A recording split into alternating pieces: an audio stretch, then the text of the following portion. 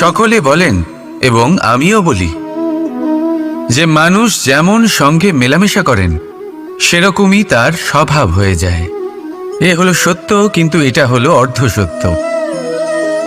হ্যাঁ, বৃষ্টির ফোঁটা যখন সাপের মুখে যায় তখন তা বিষে পরিণত হয়, তাই যখন ঝিনুকের মধ্যে যায় তখন তা মুক্তোতে পরিণত হয়। কিন্তু কোনো ব্যক্তির স্বভাব এ হলো অত্যন্ত গুরুত্বপূর্ণ। কোনো এক ফুলের কথা ভাবুন, সেই ফুলের সাথে জড়িত সেই কাঁটাগুলোর কথা ভাবুন। সহস্র বছর ধরে সেই কাঁটা ফুলের সাথেই লেগে রয়েছে, কিন্তু আজও সেই বিধেই যায়, সেই যন্ত্রণাই দেয়, সুবাস ছড়ায় না। কেন?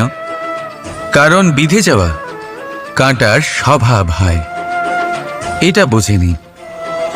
সর্বপ্রথম নিজের মনের ভাবকে বদলাতে শিখুন, তারপরই আপনার সঙ্গের প্রভাব পাল্টাতে পারে। আর যদি আপনি এরকম করেন তাহলে আপনার জগৎ প্রশান্তিতে ভরে যাবে। তাহলে আসুন আমার সাথে ভালোবেসে বলুন, রাধা রাধা। প্রতিজ্ঞা ছোট একটা শব্দ, কিন্তু এর মধ্যে শক্তি অনেক থাকে। যে ব্যক্তি প্রতিজ্ঞা পালন করেন তাতে অটল থাকেন, সংসার তাকে সম্মান করে। আর যে ব্যক্তি এটা করতে পারেন না তিনি বদনামের ভাগীদার হয়ে যান। এবার এটা আমরা সবাই জানি, কিন্তু দেখুন এই প্রতিজ্ঞার পালন কি যে কোনো পরিস্থিতিতে সেই যাই হোক না কেন করা উচিত? অর্থাৎ সংসার এদিক থেকে ওদিক হয়ে যাক, কিন্তু আমি আমার প্রতিজ্ঞায় অটল থাকব, এটা কি উচিত? এবার এটা আমরা বুঝবো একটা উদাহরণের দ্বারা। ধরুন আপনি আজ একটা প্রতিজ্ঞা নিলেন, বনের একটা সিংহকে আপনি রক্ষা করবেন।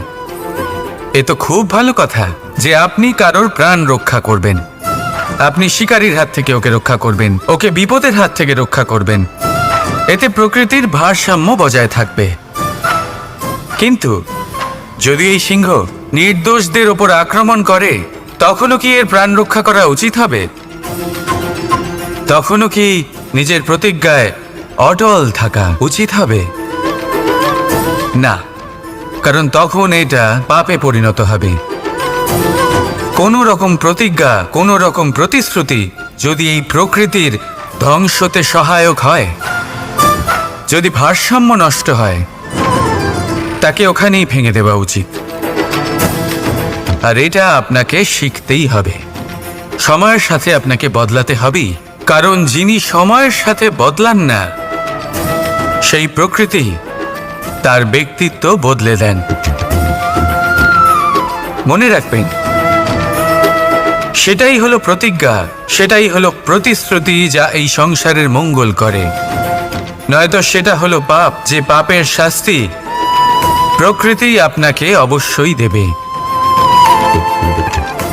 তাহলে আসুন আমার সাথে বলুন, বন্দে ধর্মা বন্দে কর্মা, রাধা রাধা। যথা রাজা তথা প্রজা, যথা বীজ তথা বৃক্ষ, যথা ভূমি তথা অঙ্কুর। কি সুন্দর শব্দ এগুলি! আর যতটাই সুন্দর ততটাই গভীর হলো তার অর্থ। যেমন রাজা হবেন প্রজা তেমনই হবেন, যেমন ভূমি হবে অঙ্কুরও তেমনই হবে। কখনো গভীরে গিয়ে এই কথার অর্থ বোঝার চেষ্টা করেছেন আপনি? রাজা এই শব্দের মূল হলো রজ। রজ কথার অর্থ হলো মাটি। অর্থাৎ রাজা হলেন তিনি যিনি মাটির সাথে যুক্ত। রাজা হলেন তিনি যিনি প্রজাদের সম্মান করবেন, তাদের যত্ন নেবেন, তাদের চোখে জল দেখলেই চিন্তিত হয়ে উঠবেন, তাদের অশ্রু মোছার জন্য সমস্ত সম্ভাব্য চেষ্টা করবেন, তাদের সুখী রাখার জন্য সমস্ত চেষ্টা করবেন। রাজা এরকম হয়। এবার এই সমস্ত গুণ যদি একজন রাজার মধ্যে না থাকে তাহলে প্রজার মধ্যে অসন্তোষ দেখা যায়। আর এই অসন্তোষ বিদ্রোহের রূপ নেয়। আর এই বিদ্রোহ যে কোনো রূপেই হলো বিনাশকারী। তাহলে রাজার উচিত প্রজাদের রক্ষা করা এবং প্রজাদেরও উচিত রাজার প্রতি বিশ্বাস রাখা। তার অনুকরণ করা। এই দুজন যখন এক হবেন তখনই শাসন স্থির হবে, তখনই এই দেশ নিয়ন্ত্রণে থাকবে। যদি দুজনের মধ্যে কোনো একজন নিয়ন্ত্রণ হারান তখন মহা বিনাশ অবশ্যই হবে। তাহলে রাজা নিজের কর্ম করবেন আর প্রজা নিজের ধর্ম পালন করবেন, আর আমার সাথে ভালোবেসে বলবেন রাধা রাধা। এই বৃক্ষ দেখতে পাচ্ছেন, বটবৃক্ষ। এই সংসারের সব থেকে বড় বৃক্ষের মধ্যে অন্যতম। কি না করে এই বৃক্ষ, অনেক বছর ধরে বেঁচে থাকে এই বৃক্ষ। এই বৃক্ষ সর্বদাই বাড়তে থাকে। কত পশু পাখিদের এই বৃক্ষ আশ্রয় প্রদান করে। পথ চলতি পথচারীদের এই বৃক্ষ ছায়া প্রদান করে, আশ্রয় প্রদান করে, বিশ্রাম করার জায়গা দেয়, শীতল ছায়া দেয়। বটবৃক্ষ সংসারের সব থেকে বড় বৃক্ষদের মধ্যে একটা বৃক্ষ। এই বৃক্ষের বীজ সর্ষে দানার থেকেও ছোট হয়, কিন্তু তা মাটির মধ্যে সমাহিত হয়ে যায়, নিজের খোলসকে ভেঙে প্রথমবার অঙ্কুরিত হয়, আর তারপরে আস্তে আস্তে আস্তে একটা ছোট্ট বীজ একটা বিশাল বটবৃক্ষে পরিণত হয়। জীবনে যদি সাফল্য পেতে চান তাহলে এইভাবেই এগোতে হবে। ছোট ছোট পদক্ষেপের দ্বারা এই পথ চলা শুরু করতে হবে। সেই জন্য ছোট কাজ করতে কখনো সংকোচ করবেন না, ছোট কাজ করতে কখনো লজ্জা পাবেন না।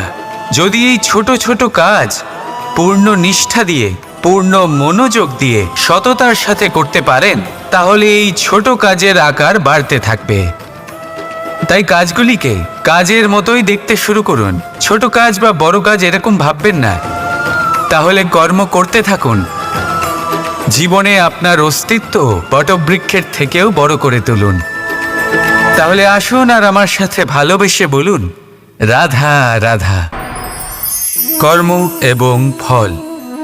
মানুষের স্বভাব হলো এটাই যে তিনি নিজের প্রত্যেক পরিশ্রমের প্রতিফল প্রার্থনা করেন। বেশিরভাগ সময় এই ফলাফলের চিন্তা করতে করতে, কল্পনা করতে করতে উনি কর্ম করতে থাকেন যে আমি এই কাজটা করলে এই ফল পাবো। সেই সব কল্পনা করতে থাকেন যা না তার হাতে আছে, না আছে অধিকার, আর না আছে নিয়ন্ত্রণ। উনি শুধু নিজের কর্ম করতে পারেন।